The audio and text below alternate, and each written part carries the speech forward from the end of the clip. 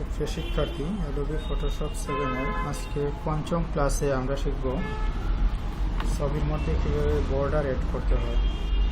আমরা যে কোনো একটি ছবি ওপেন করে নিচ্ছি।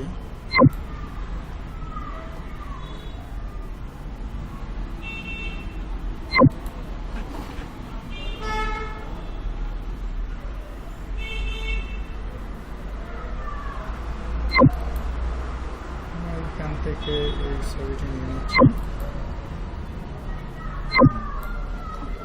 তারপর সিলেক্ট মেনুতে গিয়ে অল, এই যে দেখা যাচ্ছে সম্পূর্ণ ইমেজটি সিলেক্ট হয়েছে। এখন এডিটে গিয়ে আমরা স্ট্রোক দিচ্ছি, এডিট থেকে স্ট্রোক। তারপর এখানে উপরে পিক্সেল দিতে হবে। আমাদের বর্ডারটা আমরা কত পিক্সেল দিতে যাচ্ছি, আমি 50 দিচ্ছি। তারপর কালার চয়েস করতে হবে, কালার প্যালেট থেকে। তারপর অপাসিটি আমরা এটাতে 100 দিচ্ছি। তারপর ওকে ক্লিক করছি। এই ছবির জন্য এই বর্ডারটি খুবই ছোট্ট বর্ডার, আমরা একটু বড় করে একটি বর্ডার দিতে যাচ্ছি। তাহলে আমরা 50 না দিয়ে 200 দিচ্ছি। তারপর ওকে ক্লিক করছি। এই যে দেখা যাচ্ছে 200 একটি বর্ডার তৈরি হয়েছে। আমরা যদি বর্ডারটিকে খাসের মতো করতে চাই, অর্থাৎ বর্ডারের ব্যাকগ্রাউন্ড পিছনেরটাও দেখা যাবে, সেজন্য অপাসিটি কমিয়ে দিতে হবে। আমরা এটার মধ্যে 50% দিচ্ছি অপাসিটি। এই যে দেখা যাচ্ছে বর্ডারের পেছনের অংশটুকু দেখা যাচ্ছে। অথবা আমরা যদি এটিকে কয়েকটি বর্ডার দিতে চাই, তাহলে আমি প্রথমটি দিচ্ছি 100% দিচ্ছি, 250 পিক্সেল, সবুজ কালার। ওকে,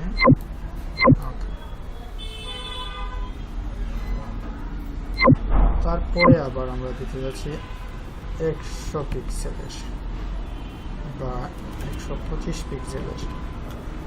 কালারটি আমরা চেঞ্জ করবো, হালকা দিকে এটার চেয়ে। ওকে ওকে। আবার যদি আমরা আরেকটা দিতে চাই বর্ডার, তাহলে আমরা 125-এর জায়গায় 65 দিচ্ছি। কালারটিকেও আরো হালকা করে দিচ্ছি। ওকে ওকে। এই যে 3টি বর্ডারের সমন্বয় আমরা একটি বর্ডার তৈরি করে নিয়েছি।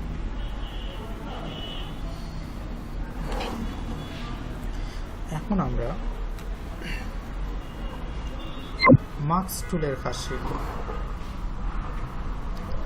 অর্থাৎ মাস্ক টুলের কাজ হচ্ছে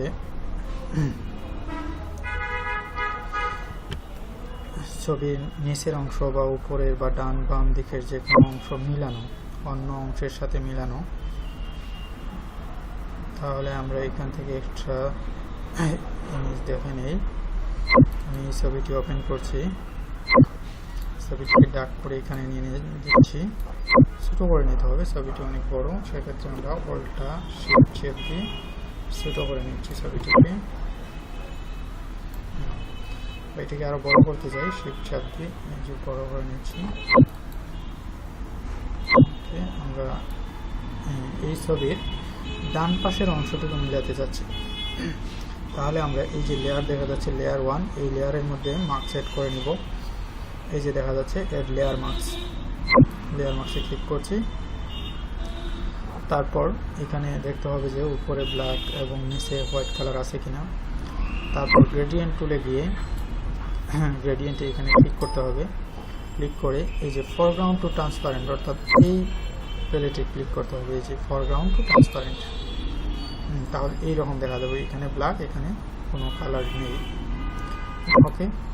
তারপর আমরা এখান থেকে শিফট চাপ দিয়ে ওইদিকে ডার্ক, বাম দিকে ডার্ক করব। এই যে মিলে যাচ্ছে, এই যে দেখা যাচ্ছে মিলে যাচ্ছে। আমরা উপরের অংশ মিলাতে চাচ্ছি, তাহলে উপর থেকে নিচের দিকে ডার্ক করছি, এই থেকে এই দিকে ডার্ক করছি। ওকে।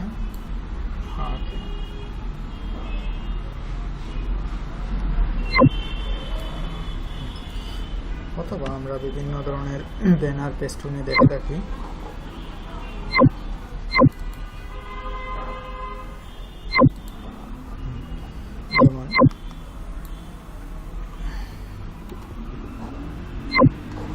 যেমন এই ছবিটি আমরা নিচ্ছি, মার্কেট টুল দিয়ে কপি করে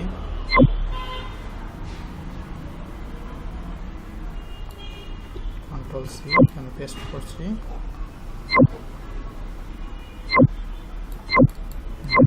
এই ছবিটির নিচের অংশ বা বাম পাশের অংশগুলো আমরা মেলাতে যাচ্ছি, তার জন্য আমরা এই লেয়ারের মধ্যে মার্ক সেট করব। তারপর এখানে ব্ল্যাক এবং নিচে দেখা যাচ্ছে হোয়াইট আছে। দেন তারপর গ্রেডিয়েন্ট টুলে গিয়ে এখান থেকে আমরা নিচ থেকে উপর দিকে ডাক করব। এই যে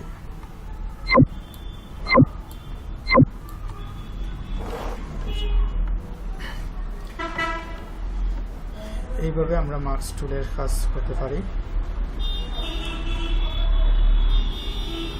অথবা আমরা এই ছবিটিকে যদি রাউন্ড করে নিয়ে আসতে চাই তাহলে সিলেক্ট করব,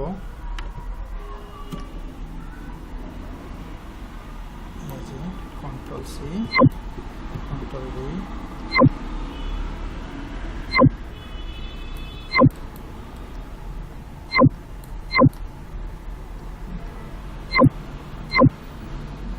বসাচ্ছি।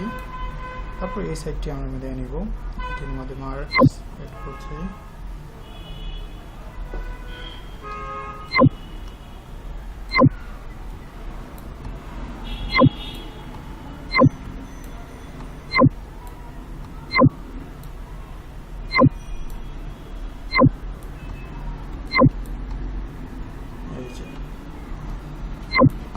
আমরা ছবিটি মিলিয়ে নিতে পারি।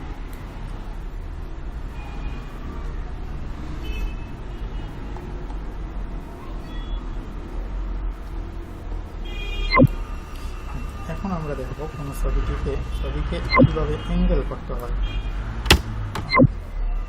তাহলে এই ছবিটিকে আমরা ছোট বড় করতে যাচ্ছি, অ্যাঙ্গেল করতে যাচ্ছি। Ctrl+T চাপ দিব, তারপর কন্ট্রোল চাপ দিয়ে এখান থেকে আমরা এই যে ছবিটিকে এইভাবে আমরা মুভ করতে পারতেছি,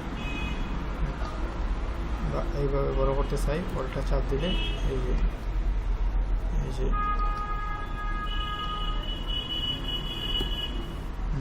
অল্টা চাপ দিলে এই যে এই কর্নার থেকে এই কর্নার দুই সাইডই চেঞ্জ হবে। অল্টা সেলেক্ট দিয়ে শুধু একটি কর্নারই হবে, আর অল্টা শিফট চাপ দিলে সোজা হবে।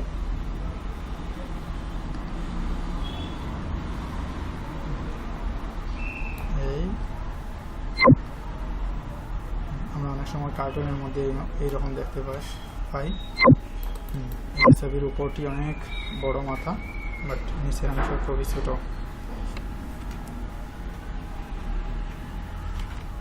আমরা টাইপের ক্ষেত্রে যদি দেখতে চাই তাহলে আমরা টাইপ করছি এটিকে এখানে ওয়ালে অ্যাঙ্গেল করে বসাতে যাচ্ছি, তাহলে Ctrl+T, এখান থেকে কন্ট্রোল অল্টা চেপে এই যে এখান থেকে আমরা এইভাবে বসাই নিচ্ছি। এন্টার।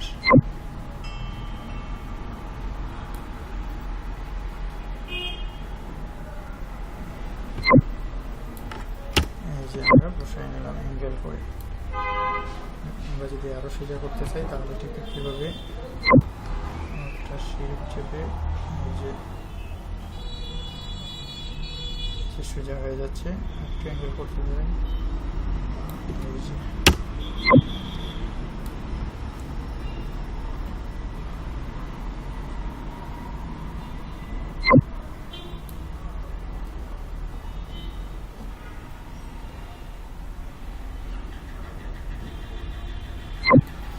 তাহলে আজকে পর্যন্তই।